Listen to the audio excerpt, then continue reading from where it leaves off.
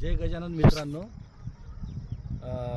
संतांच्या म्हणीप्रमाणे जे आपण अशी ठावे ते इतरांना सांगावे या म्हणीची बोध घेऊन आपण आज थोडी जी माहिती आहे ती शेअर करत आहे की मित्रांनो, आपल्याला जर कोणी स्लो पॉयझन जर गोड आणि स्वीट आणि काही खाद्यपदार्थातून देत असलं तर ते तुम्ही खासाल का? ते निश्चितच तुम्ही खाणार नाहीत. कारण की मित्रांनो, कालच स्वास्थ्य मंत्रालय भारत सरकार यांनी एक नोटिफिकेशन काढलं आणि त्याच्यामध्ये ज्या आरोग्याच्या बाबतीमध्ये ज्या संस्था ऑब्झर्व म्हणजे सर्वेक्षण करतात त्यांना तो रिपोर्ट दिला स्वास्थ्य मंत्रालयाला. तर त्यांनी असं सांगितलं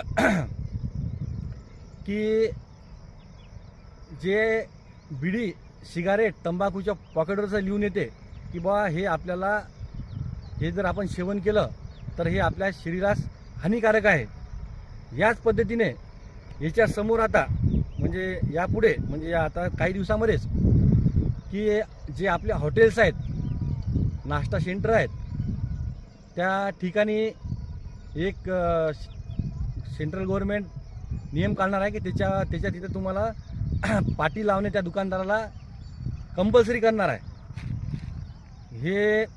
याची सुरुवात सध्या भारत सरकार हे नागपूर येथील एम्स येथून करणार आहे.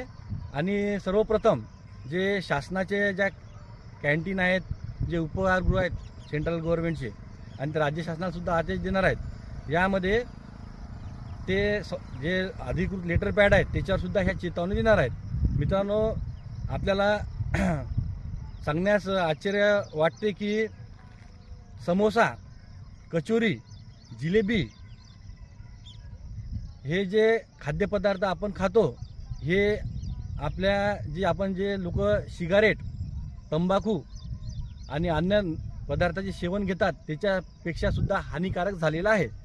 कारण की या तंबाखू, बिडी, सिगारेट जे पिणारे माणसं नाहीत आणि जे व्यक्ती नाही आहेत त्यांना असं वाटतं की आपण तर बिडी पित नाही, सिगारेट बी पित नाही, तंबाखू खात नाही तर आपण निरोगी राहावं.